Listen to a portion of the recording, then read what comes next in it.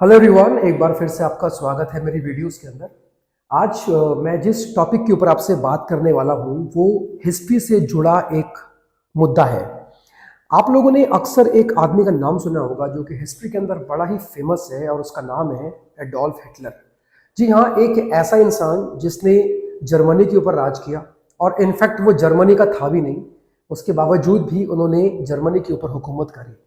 और इनडायरेक्टली अगर मैं आपसे ये बोलूं कि जर्मनी को लेकर चला एक ऐसा इंसान जिसने पूरे यूरोप को जीतने का ख्वाब देखा और रूस जैसा एक बड़ा देश उसके भी ऊपर अटैक करने को तैयार था अडोल्फ हिटलर, ताकि जर्मनी के पास बहुत बड़ी लैंड हो उसके जो लोग हैं उनके लिए, ताकि वो रह सके आसानी से।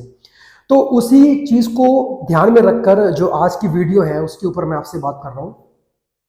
अडोल्फ हिटलर एक बहुत ही ज्यादा चालाक इंसान था और उसका अंदाजा आप इस बात से लगा सकते हैं कि उसने रशिया को कैप्चर करने के लिए उनके सामने एक ऐसा ऑप्शन रखा जिसके अंदर रशिया के जो राष्ट्रपति थे उस जमाने में, जिनका नाम था जोसेफ स्टालिन, आप शायद जानते होंगे उनके बारे में, जर्मनी की बातों में आ गए, अडोल्फ हिटलर की बातों में आ गए और हिटलर ने उनसे ये बोला कि हम पोलैंड पे अटैक करने वाले हैं और पोलैंड को जीत कर जो आधा पोलैंड होगा वो हम आपको दे देंगे।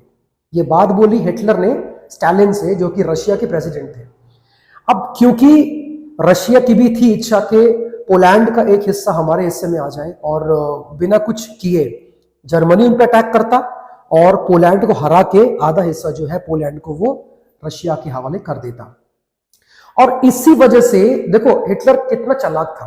क्या किया उसने सबसे पहले स्टालिन के साथ में मिलकर एक नॉन एग्रेशन पैक्ट साइन करवा लिया करीबन अगस्त के महीने में।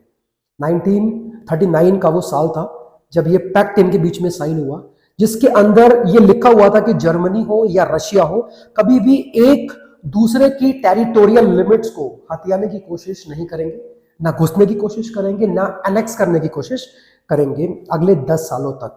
जी हाँ, हिटलर ने स्टालिन के साथ में मिलकर एक पैक्ट साइन करा और उसका नाम मैंने बताया आपको अभी, नॉन एग्रेशन पैक्ट। और उसके एग्जैक्टली एक महीने के बाद हिटलर ने पोलैंड पे अटैक कर दिया। तारीख थी 1 सितंबर 1939 और पोलैंड को जीतकर उन्होंने बिल्कुल वही किया जो उन्होंने कहा था रशिया से कि उसका आधा हिस्सा हम आपको दे देंगे।